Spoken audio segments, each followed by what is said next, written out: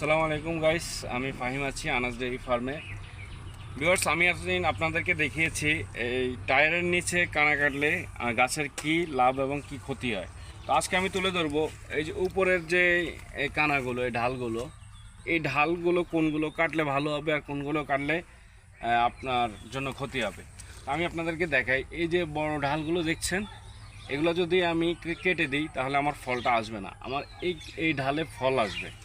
ঠিক আছে, আর একটা জিনিস দেখাই, এই যে এই ঢালটা দেখতেছেন, এটার মাথায় কিন্তু চৌকা নাই, এই মাথাটা বোচা আছে। তার মানে এই ঢালে আমার ফল আসবে না, এই ডালটা আমাকে কেটে ফেলে দিতে হবে। এই যে আমি আরেকটা দেখাই উদাহরণস্বরূপ, এই যে দেখতে পাচ্ছেন এই যে ডালটা, এটা কিন্তু মাথা বোচা আছে, চৌকা নাই। তার মানে এই ঢালে আমার কোনো ফল আসবে না, তাহলে এটা দেখে আমার লাভ নেই, এই জন্য আমি এটা কেটে ফেলে দিয়েছি। এই যে আপনারা দেখবেন এক ঢালে কয়টা কানা আছে, অথচ আমার এখানে দুইটা কানা আছে, অর্থাৎ ডাল আছে দুইটা। তো আমি একটার বেশি রাখবো না, তা নাহলে আমার এটা বড় আছে, তাহলে এটাতে আমার দ্রুত ফল আসবে।